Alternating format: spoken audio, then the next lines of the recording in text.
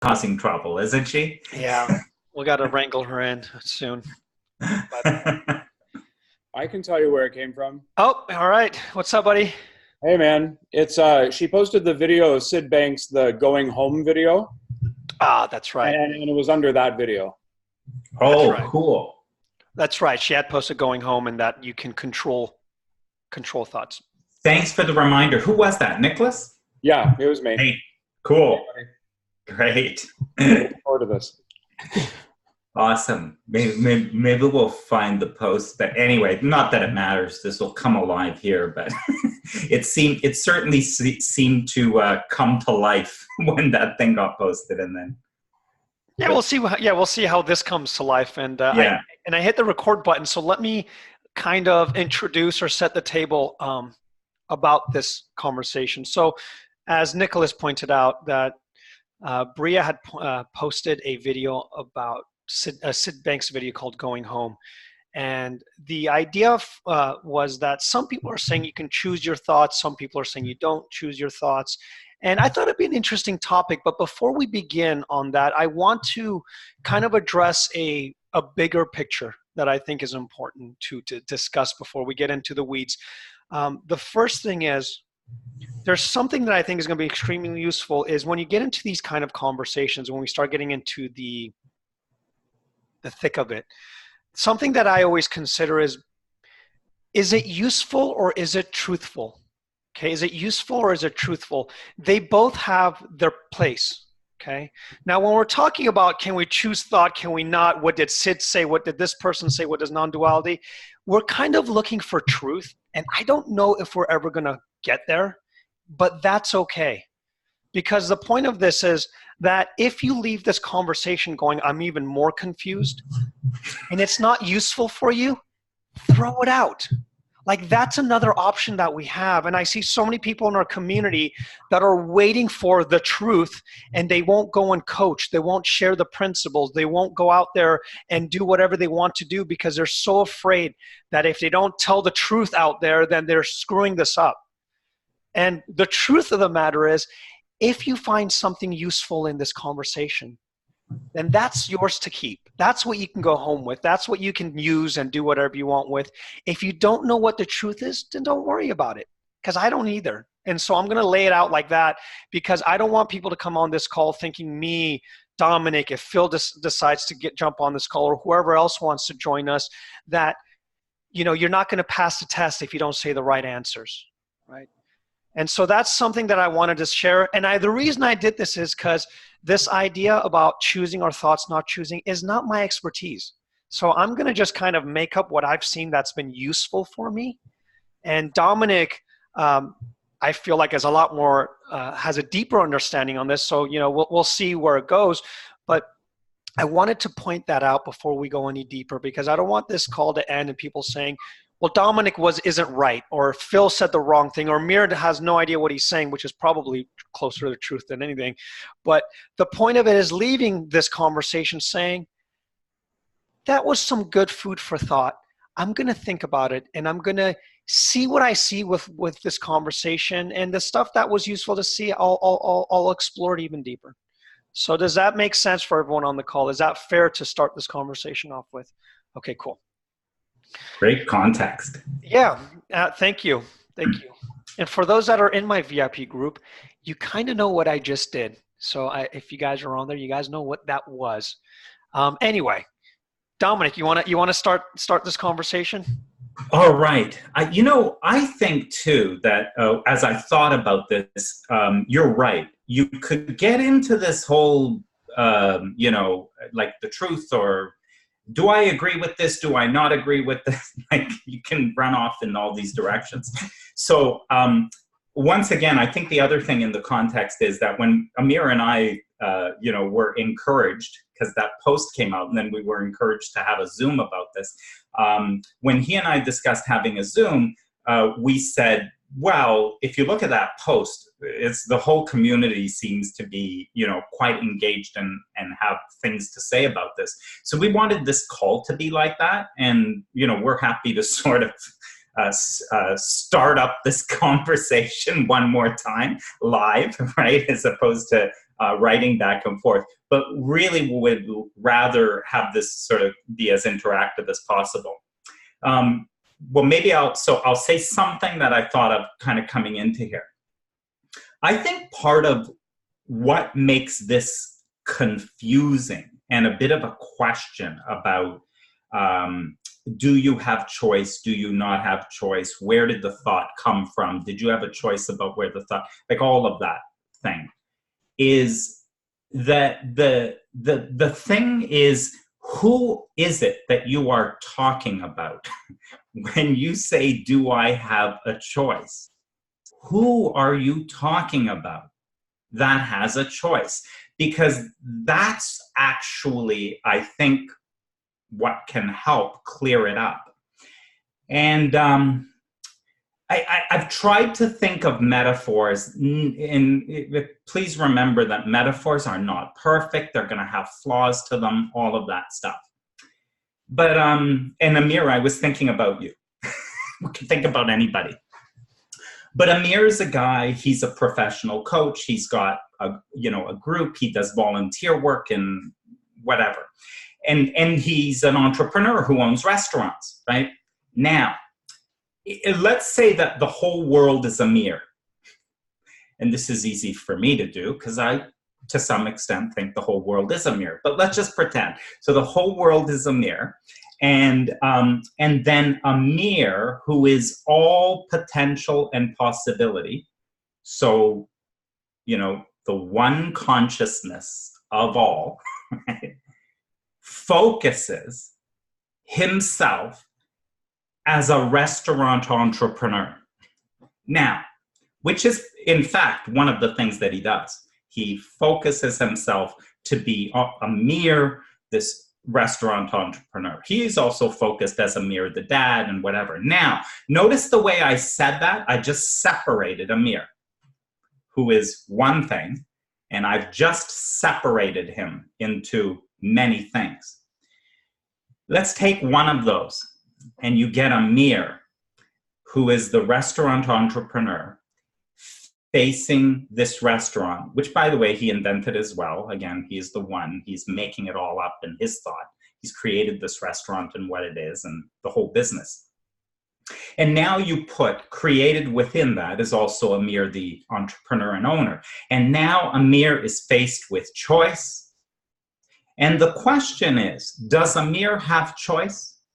Well, my question is, who are you talking about exactly? Because if you are talking about Amir, the entrepreneur, I hope you realize that he doesn't actually exist. I hope you realize that there is no such thing. It is a made-up thing. And I don't want to say that it is an illusion, but I want to say that if you are asking the question, does Amir, the restaurant entrepreneur, have a choice? All that is a limitation of the pure potential and possibility that Amir is. It is made up. It is a complete perception. So imagine, does that perception choose anything absent of Amir's actual intention? Absolutely not. There is only one will, and it is the will of God. In this case, Amir being God. It's easy for us to follow. So Amir being God is the one that is literally giving life to a made-up limitation called Amir, this restaurant entrepreneur. And so when you ask the question, say, well, is it really your choice? Is it really some other choice? Well, we're talking about a made-up thing. So there is no choice in a misperception. However, who you really are is always at choice. There is no choice happening outside of you. There is no choice, no will coming from anywhere outside and asserting itself into your experience. So anyway, I pause there. It's a metaphor. There's going to be all kinds of flaws in it, but I just wanted to use it as a starting point.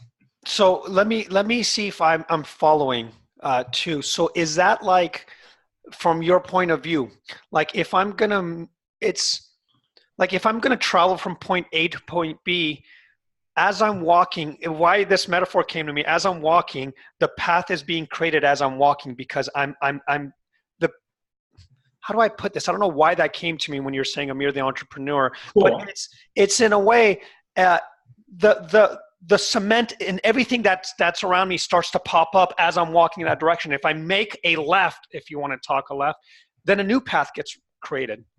Is that kind of what you're saying? Does that make sense at all? Okay, but who's choosing that? So you're in your restaurant, you make the whole thing up, and then so do you expand or do you keep it the way it is? Do you hire that person or do you not hire them? Do you stay home this afternoon or go into work?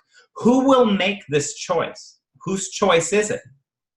Is it Amir, the restaurant entrepreneur? Or is it the one who is actually making up that Amir, limitation?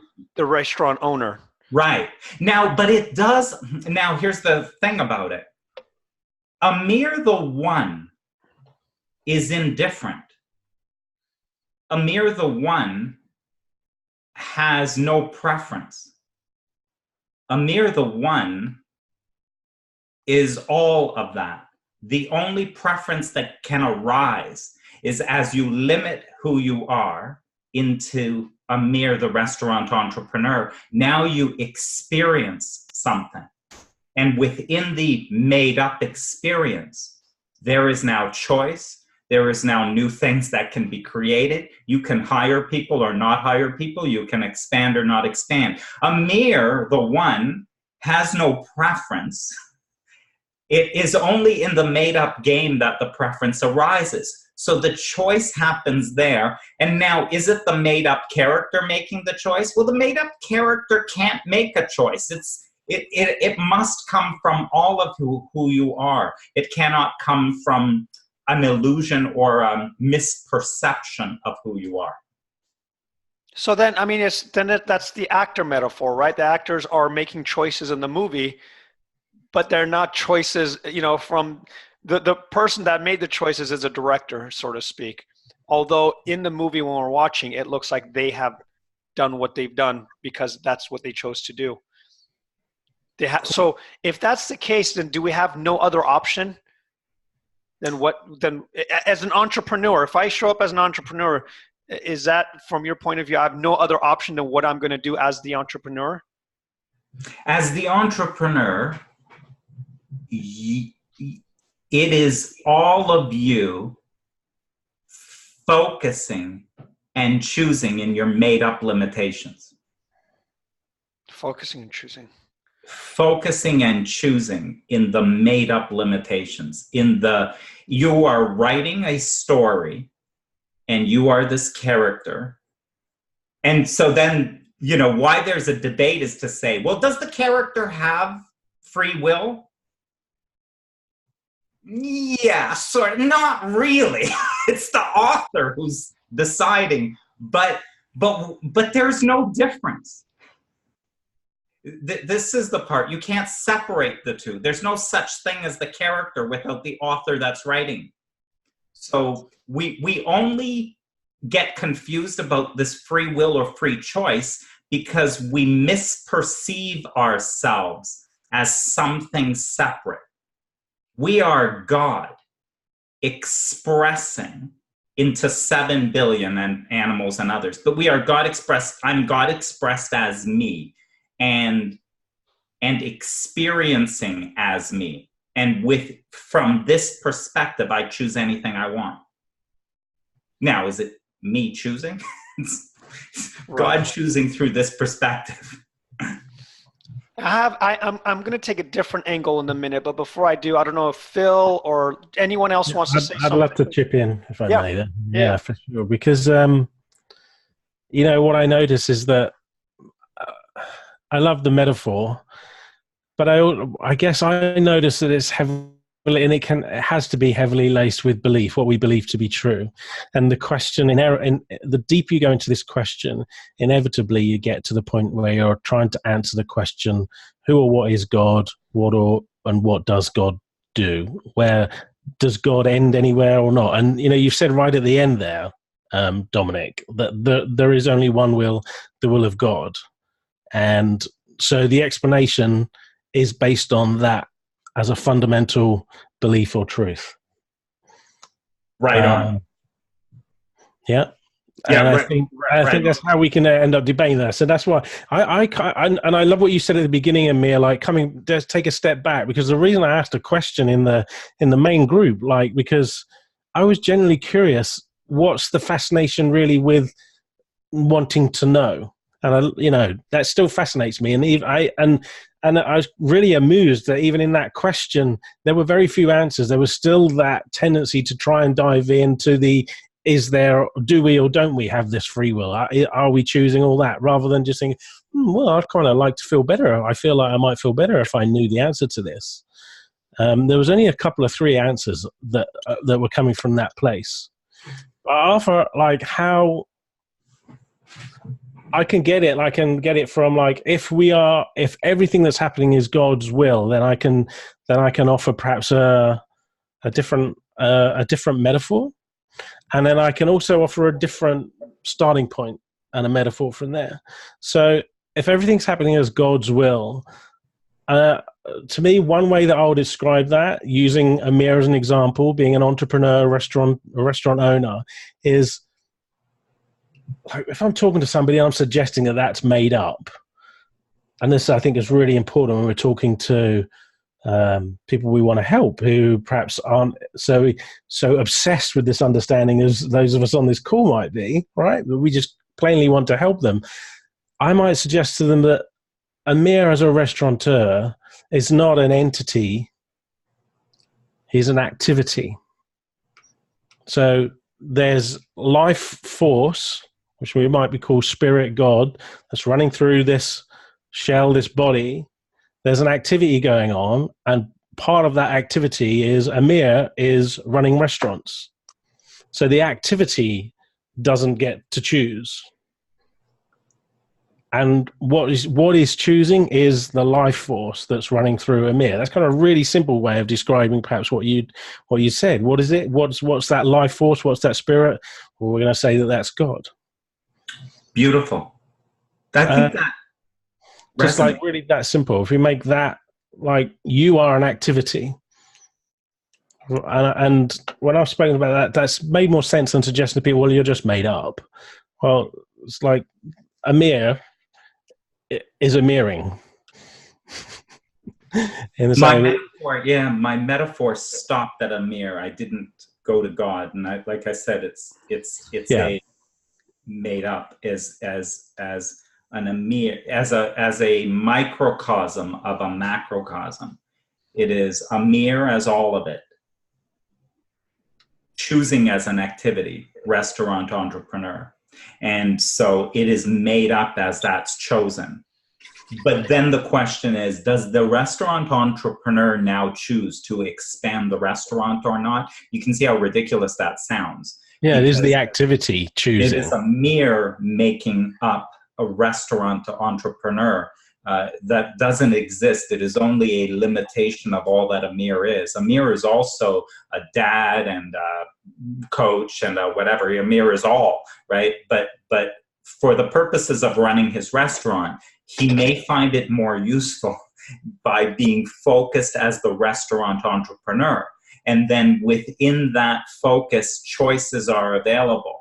And then you say, well, is it the restaurant entrepreneur making the choices? Amir, do you agree with the choices being made by the restaurant entrepreneur? Well, the restaurant entrepreneur doesn't exist, really. It's a made-up thing that Amir is bringing to life and choosing through.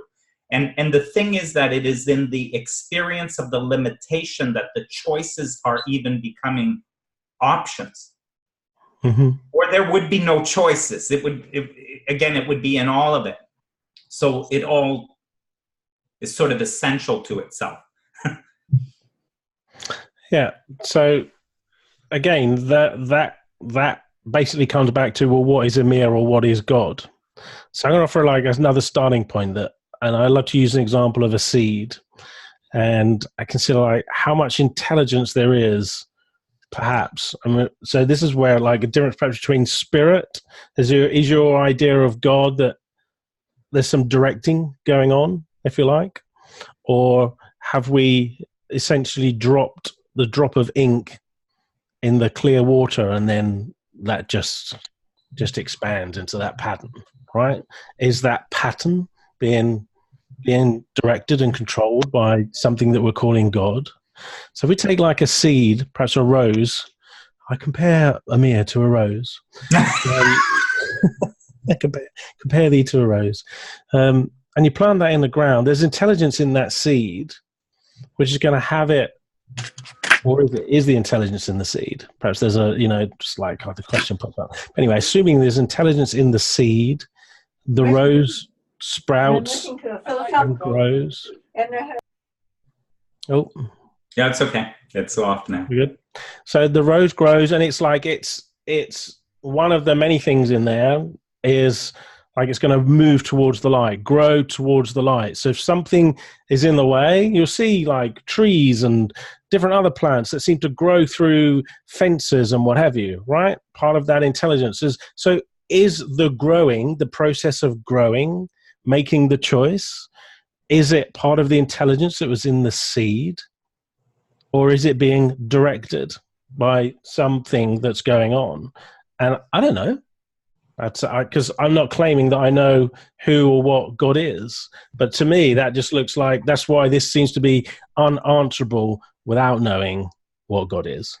So you kind of have to take a punt and say, well, if this is God, this is what the answer looks like. If this is God and God stops here, if anywhere, then you're going to get a different answer to that question.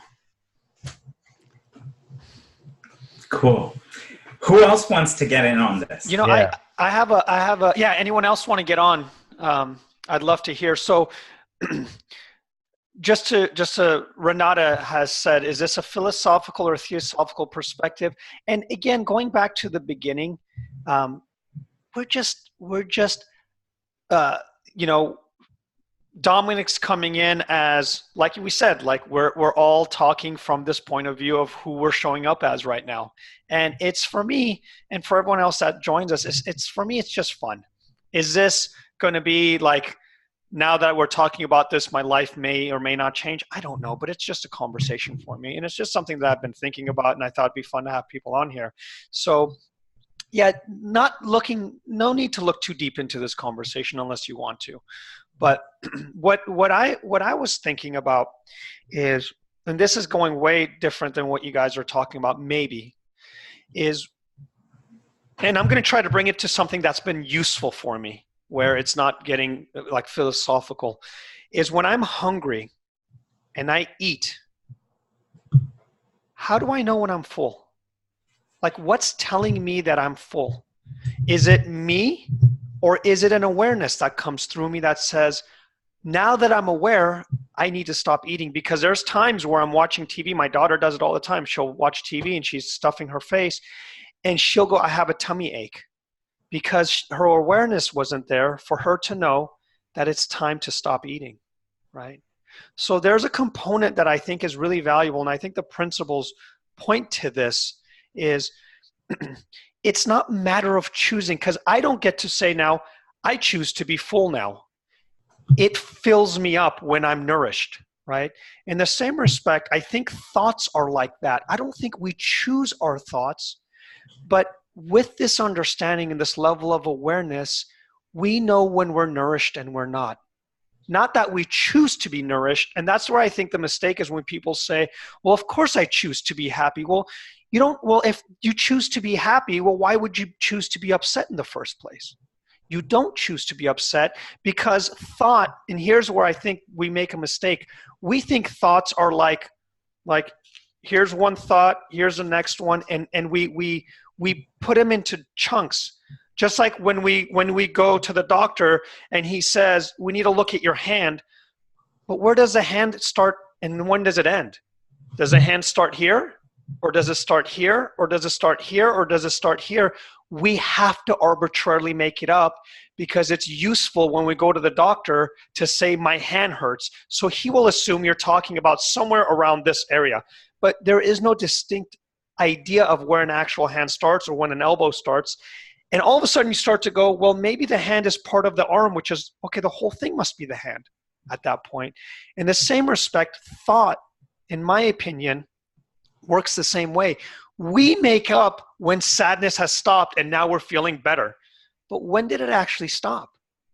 Is it when you felt arbitrarily 3% better, 5%? Is it when you kissed your daughter? And we start to go, oh, I'm starting to make it up. Now, this is useful for me because from that point of view, yes, I get to choose where my hand starts and ends, but it's an arbitrary choice. In the same way, when people say, I choose to be happy, you're not choosing to be happy. I think that there becomes an awareness at some point that your energy has shifted. And that's what you are seeing.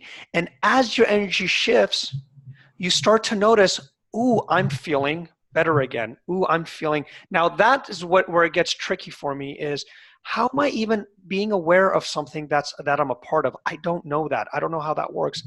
Why the principles have significantly impacted me is it's given me a better radar that what's happening is an energy that shifts. Done. That's it. That's all that, like, the principles in the most simplistic terms have showed me, that have tremendously helped me with my recovery center clients too. They come in and go, oh, when this energy shifts, it's not telling me I'm a bad person. It's just telling me energy shifts. When an energy shifts, it's not telling me I'm a bad husband or a wife. This energy shifts, it's not telling me that I need to do anything about it. It's just telling me that energy is shifting. Now, what people used to do is say, when thought has changed, it must mean I'm a bad person because I'm feeling like crap for the last 5 days. It must be because I'm not X, Y, and Z. Now that when you give names to an energy, all of a sudden it feels like we need to work on it. We need to shift it and we need to change it. Why wouldn't you change something that you've given a label to? That's what psychology is. We give energy a name.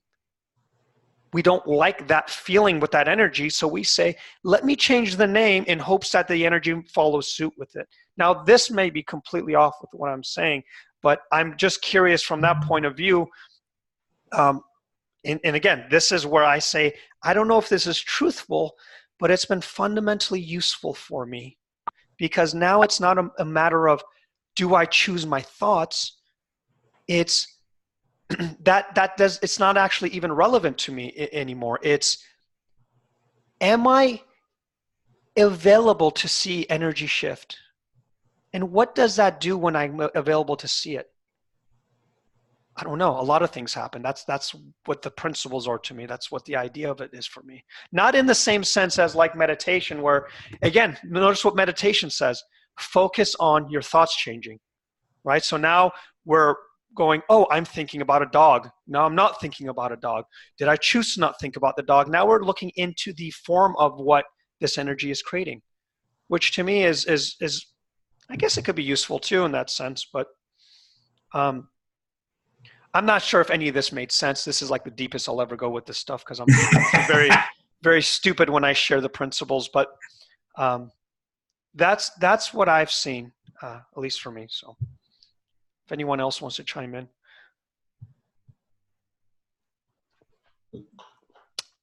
So let's get practical.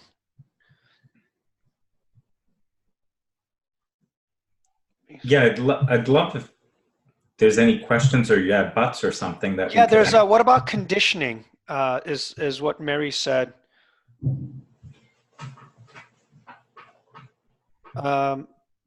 Mary, you want to come on?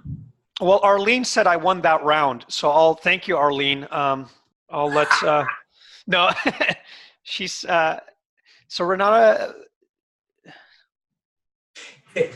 Well, while you're maybe in checking that out, you know, the thing about energy and thoughts, and we don't control our thoughts and all of that, you know, so there's this energy going on.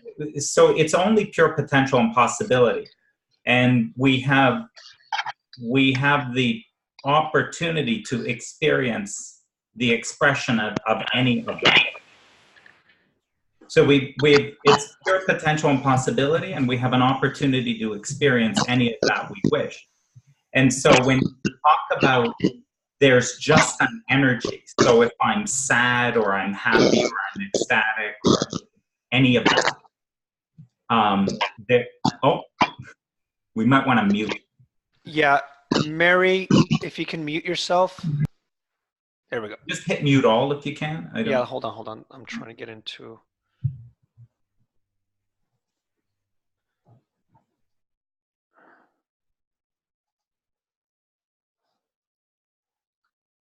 Okay, go ahead and unmute yourself, Dominic.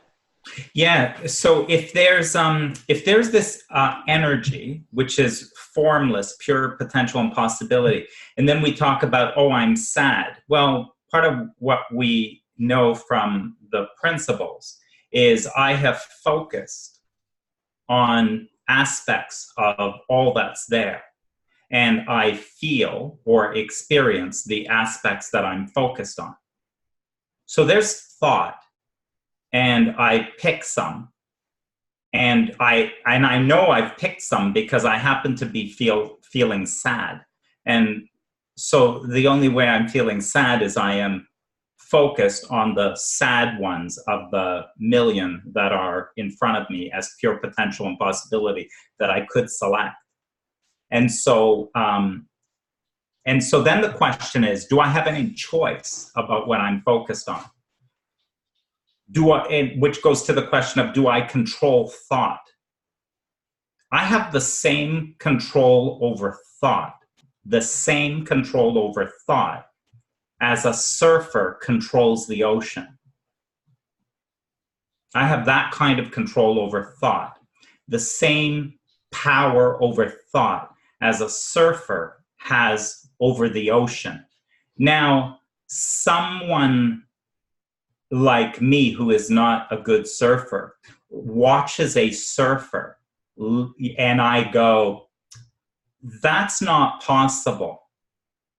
That ocean will take you down. It will overwhelm you. It will put you into depression, and you have no choice about this. You are victim to whatever thoughts arise, and if they are powerful, they will clobber you and they will throw you to the ground. But then you get this surfer. You know, Sid said we have the ability to choose. With that thought is like the rudder of a ship, or rudder in a boat, which we can use to steer our way through life, right? Then you watch this surfer somehow surfing this energy and going where he wants to go. Now, there's limits. He can't go where he wants to go. He's got to kind of be in alignment with it. But that, when you talk about, do you have power over thought? Do you have control over thought? I think is a kind of a metaphor that says you can align with it. You can go out into today. You use this as an experiment as opposed to listening to any of us. Make a choice. So go out today. I think everyone here has, vision, is able to see. And in your vision, there is the possibility, and you have no choice about this, of all colors, possibility of all colors. And you can experiment for yourself. Make a choice right now.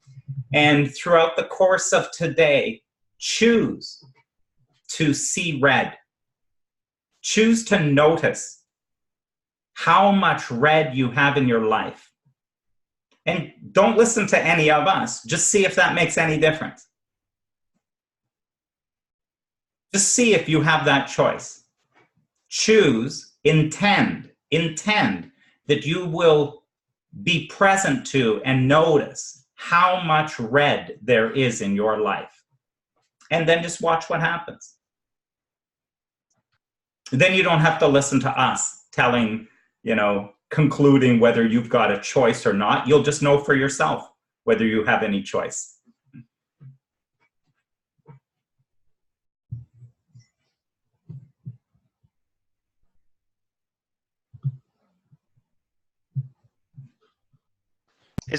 Dominic, is that the The question is, hi guys. Sorry, I just unmute myself. This is Rui. Hey, welcome, dude. I'm glad you're on. Sorry. Yeah, I just joined a little bit later, so I didn't know everything you guys talked about. But so I just wanted to give a little bit different perspective on that example, that metaphor of the wave and the surfer, at least how I see it for at this moment. And so I see more the ocean or the wave as something that works in a specific way, like you were saying, right? And the surfer, before he goes into the ocean, they have to study the ocean and understand how the ocean works so that he can then go there and take all that energy that he has no control over, but he can find a way of following that energy, that whatever manifestation has, right? And then have fun with it, right? Interact with it and enjoy. But at any moment, I see that the surfer has control over the ocean. But he does seem to be able to find a way by understanding how it works and interact with it. And that's how I see it. So I don't know if it's different from what you said, but I just thought it would be something that I wanted to share with you guys. Yeah, so I agree to the extent, and I think the problem that I see that can happen with any metaphor, and even like expanding like Rui, like you did, is the principles is it's an understanding and not a training, because surfers need to be trained to go on a wave. By understanding the principles, you become a professional in a sense. Like something happens immediately, because that's why even George Pransky, when he wrote Renaissance, there's a book, I forgot what it's called, Psychology. Renaissance of Psychology. Renaissance of Psychology. And at that time, I believe he was trying to implement this stuff to colleges and schools. And he realized there are some people after 2 days got an insight and got the principles, and they're like they were able to articulate the principles. They were able to share it. It happens at my recovery center. People have never heard the principles, come back a week later, and they can share it better than some of the best principle practitioners, because they've seen something for themselves. So what I've what I've seen, at least with this conversation, is that this is the opposite of the more you study the principles, the more equipped you will be to share it. It's actually been very opposite for me. It's been a deconstructing of how do I put it? Of my education, deconstructing of my learning. And from that place is when I finally got, holy shit, I get this stuff, because I used to study Eastern philosophy, non-duality. If you look at my bookshelves, I've read probably every single book you can on philosophy, psychology, and it never clicked to me until one day Michael Neal said something stupid, and I just went, oh, how did I miss it this whole time? So, and that's why I'm saying this conversation even is not going to make you at the end go and end the call and go, oh, I get the principles all of a sudden. It may get you to have a cool understanding of philosophy or ideas and stuff that we're talking about. But that's one of the things I see. There's several people in our community that happen to have a scientific background that go into, well, prove this to be true, prove that to be true. And the thing about that I'm seeing in this understanding, there are different types of truths. There's metaphorical truths. There's logical truths. There is transcendental truths, right? There's guys, Sri Nisargadatta Maharaj, that guy used to sell cigarettes at a drugstore. That's what he did. He didn't learn how to ride a wave for 4 years in school and learn cosmology and ontological arguments.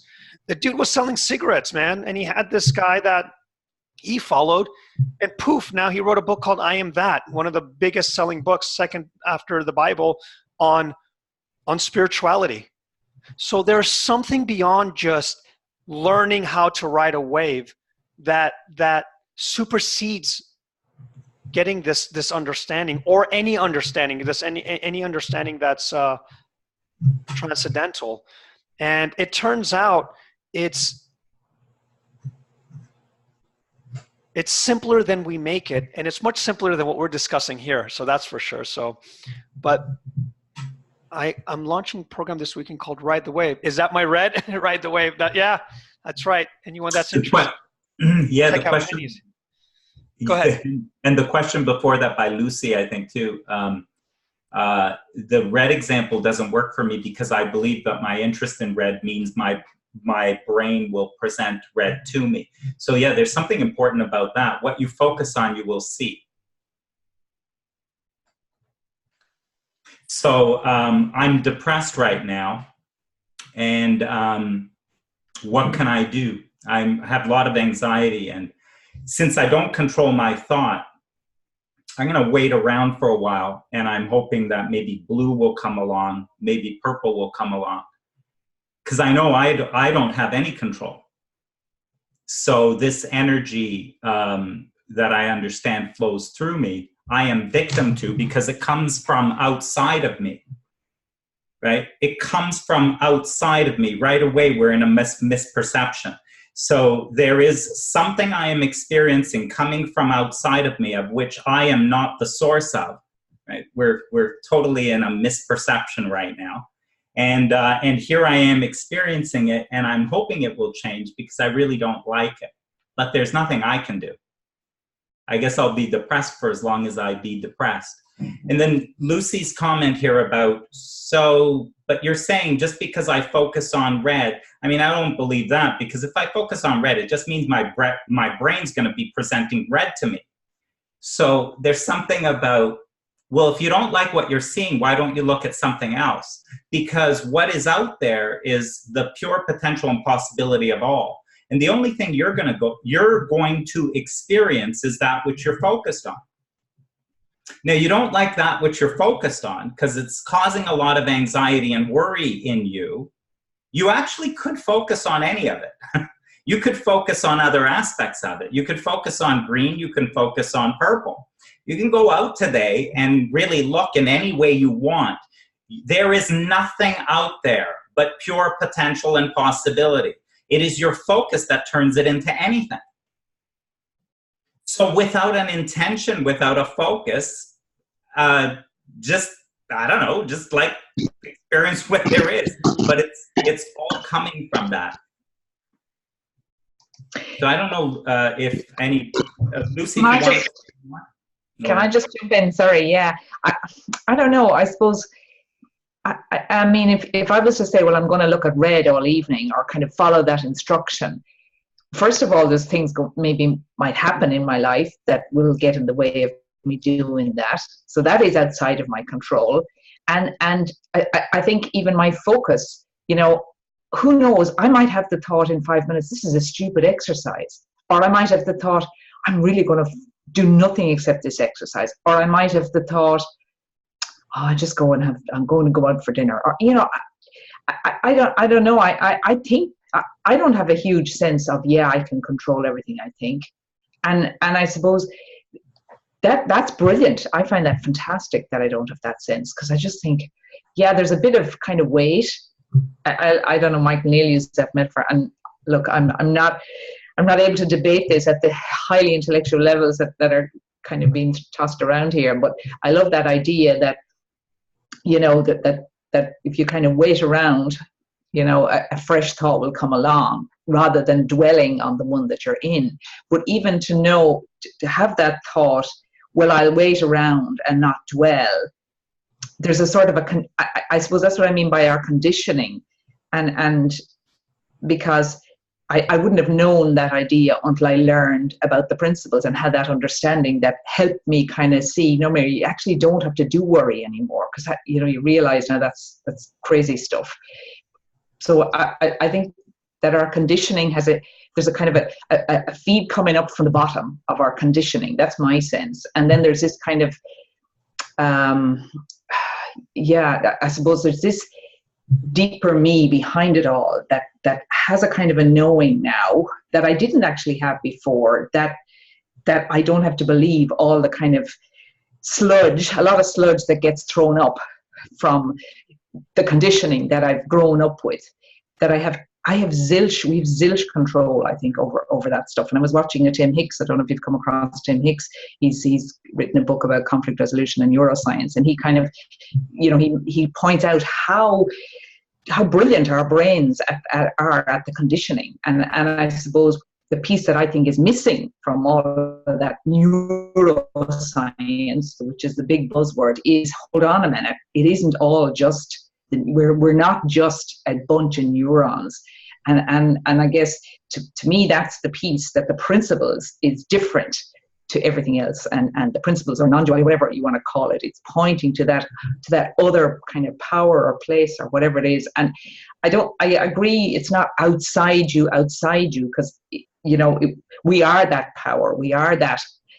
But I guess in helping people understand it and start to kind of even see there's this other part of us, this being part of us, rather this little me with her stupid, oh, I'm so this, that, and the other awful habit thoughts I have to indulge all the time. That's fine. Yeah. Can I add something to that, Mary? I love what you're saying. Let me put you on, because I'm getting feedback from you. Do you mind? Oh, yeah, sure. So here's, the part about conditioning that I really liked, and this knowing that you said that's helped you with the principles, right? And it reminds me of like this idea. I want you guys to think about this. If you have I have two sticks and you're sitting down like Dominic. One of your sticks is a conditioning from your mother, and I have to beat you with that conditioning, or I have to beat you with your dad and that conditioning. Mary, I guess I'll ask you, are you still there? You have these two conditionings, your father and your mother, and I have to hit you with one of those sticks. Which one would you rather get hit with? Yeah. You mean you're asking me as if I had a choice in that? Yeah, which one would you rather get hit with? My mother. See? And you know what's funny? I did this at the recovery center, and everybody picked somebody, and no one thought to say, I can get up and walk away. Because that's an alternative option too, that you don't have to get hit, right? But we always pick one. We always go, okay, well, my mother's not as bad as my father or whatever. And I mean, it's kind of a trick question in a sense, but it's not. What I think that we're pointing to in the principles, we think we have to either be happy or feel a little bit better, and the principles have made me, I don't have to be depressed. It's not that. When you get this knowing, you walk away beyond what's happening. Yeah. When you're depressed, it doesn't have the same hit as when you don't know what's happening. So you're still depressed. Like, I still get depressed. I still get anxious. I still get frustrated, but I'm not involved in that frustration. I'm beyond the experience, so to speak. I'm in a deeper knowing of every single experience that I'm having. So it changes the conversation of my experience, right? And that's why so many people in psychology, I think the trouble is they're trying to be head on with the experience. I'm feeling bad, let's feel better. Whereas now the people that are thriving in my community hold on one second. Let me, okay. Now when people come into my recovery center and they say they feel bad, it's like, yeah, I feel bad. You want to go grab lunch? Yeah, I kind of feel like I'm a bad father. Do you want to go grab a coffee? They're going beyond their experience. They're having the experience, but the experience isn't having them anymore. I don't know if that makes sense for you guys, but they're having the experience, but the experience isn't having them anymore, which goes back to the original conversation we're having. That's why it's irrelevant for them whether they're choosing it or not, or does it even matter for them? It doesn't matter, because whether they choose it or not, they're going to have an experience, and they can go transcend that experience. So now, like, if this is experience, right? And this is, I guess, who they are, they're always, most of the time now, above this experience. So they're having this experience here, but who they are can't be, like we say in the principles, can't be touched by that. So in a sense, it's not that, now it's not, well, can I come back there and change it, or is it important to change? It doesn't matter anymore. Well, now, and I may be wrong, that's my opinion, and Dominic, well, it isn't about it. You want to practically look at, you're on vacation. So you're on vacation in the most beautiful place in the world. And what you are experiencing is anxiety and worry because of the business you've left behind, and whether or not there's enough money, and and what's going to happen here and there. Now, it's one thing to transcend the experience, because I can know that, who I am is not that, and this will shift and change. But what I'm suggesting is what makes this practical is that you can also actually go back and enjoy that experience. There is nothing outside of you that is compelling and forcing you to have to be on vacation with an experience of anxiety, but you are so enlightened that you are able to transcend it and just stay in your anxiety and be okay with it while on the beach. What I am suggesting is that there is an ability in you, that you are the potential of literally experiencing anything. And you can be on that beach experiencing anxiety, and you don't have to. So that's just the possibility I'm pointing to. And now you may say, but that's not possible because we don't control thought. And so thought, it's whatever thought shows up. So that's like saying, we don't control the ocean. Yes, you're right, we don't. But there are surfers who have come to know something that we do not know, and they are never overwhelmed by the ocean. So they actually use that energy. They use that energy and go places, right? So that's all I'm saying. I'm with you. To transcend, but I don't know. Transcend is a wrong word, in the same sense that for example, here's a very, and this might be a dumb example, but that's how I work, is when I'm hungry, right? When I'm hungry, I didn't choose hunger. It's an experience in my body, but I get to choose if I want to go eat right now or not, right? I have an experience, but it's only available if I'm aware of what's happening. So I'm not transcending my hunger. I can not eat if I want to, but what I mean by transcending it is when hunger occurs, and I agree with you, Dominic, I have an infinite possibilities of doing what I can with that experience. I can not eat. I can go on a hunger strike. I can say I'm hungry because my wife didn't feed me. It's her fault. And it's now my life is miserable. I can say, look how grateful I am, or whatever exactly. Chetna said it. I'm not a victim to the experience. That's what my transcending means. I'm not saying transcending in an enlightenment way. I'm just saying transcending in a humanistic way, that in that experience of hunger, to the best of my ability, I can, once I know what I'm dealing with, if I'm dealing with hunger and I know what it is, I could say, it's simply hunger, I must go eat.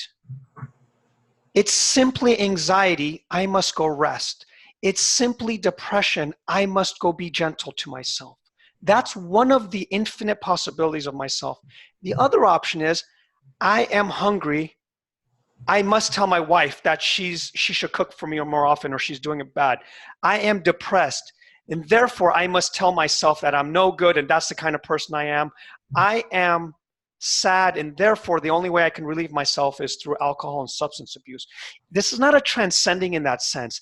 It's seeing what is happening in this experience and knowing that from that availability, that I have an infinite way of expressing it. By transcending it, I simply mean that I know that I'm hungry. So, yeah, very good. So it's the rest of it that becomes interesting. So I am hungry, which really now all possibilities are available after that. Yeah, yes. I can think about that in many ways.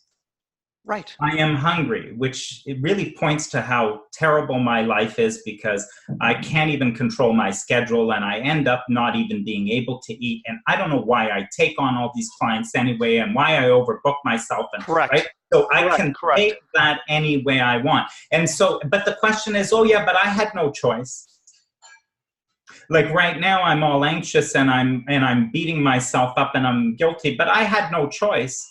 Like, because I could have said, you know, I'm hungry and had a different experience of being hungry. I could think about it. I could have thought about it in an infinite potential of ways. But I don't have any choice. I'm going to get hungry and I don't know. We'll see where it goes. Like, we'll see what I get hit with in that moment. And by the way, once I get hit with it, I guess I'm stuck, right? So that's the practicality of suggesting a surfer would never do that. A surfer would never be overwhelmed by the ocean. A surfer knows and understands that to a very different degree and to a way which is able to surf whatever experience comes, low wave, high wave, particular weather, or whatever it is. And so there's something about what's possible that is more of that. You've got a preference. And so you can, your preference is, now your preference is not your choice either. Do you prefer misery to being in bliss? Right. You don't have a choice. Right.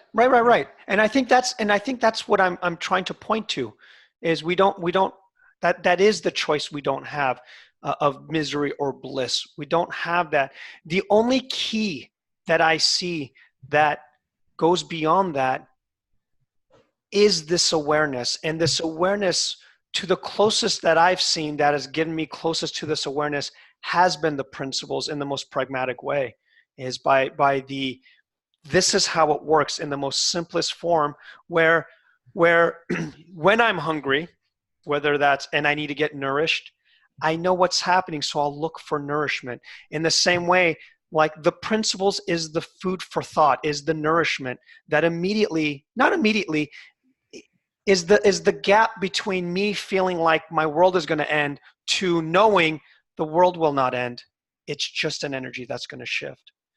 And I don't know why that is. And that's what I've seen. Let me see. Renata said, choice here, doable option. More first-class considerations which are good for you other than serve the greater good. Constructive, creative contributions via our shared time. Yeah, I agree to that too. And speaking of, we should get, anyone else want to jump in and see, this is, get your shot. Like I said, this is not my expertise. Does anyone else want to jump in and say anything? Oh, we're actually on we're 1 minute before it closes. I didn't even realize that. Phil, did you want to say something?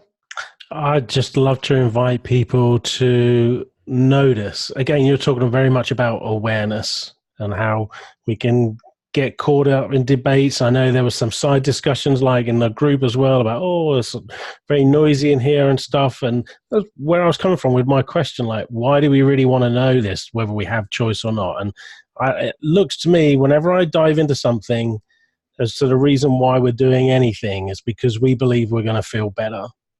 I've never dived into something and discovered something different to that. They always believe we're going to feel better.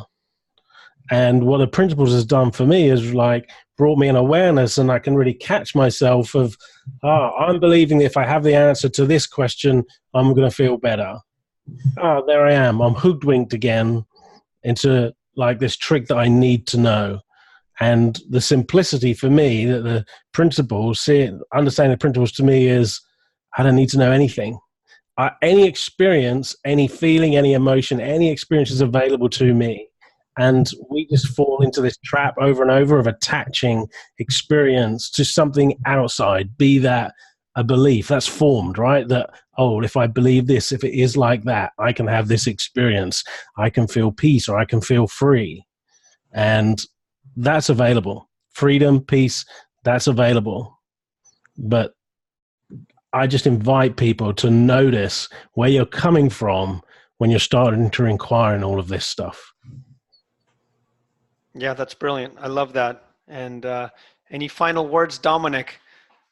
No, thanks, Phil, for the reminder. Is everything you want is because you believe you will feel better in the having of it. Quote by Abraham Hicks: everything you want is because you believe you will feel better in the having of it. There's nothing else you want. Yeah. And I will end this as well by saying, you know, do you want to get hit by the free will stick, or you have a choice stick? Ladies and gentlemen, you can get up and walk away. And that's most of my life. I tend to, you know, these conversations are great, but being in the experience and not the conceptual idea of life is typically when I get most of my answers anyway. So for those that were on this call, I want to thank you for being on here. And for those that got an insight or enjoyed this conversation, let us know below. And folks, let's keep this dialogues going. And Dominic, thank you so much for reaching out privately and saying, hey, we should jump on a call and do this.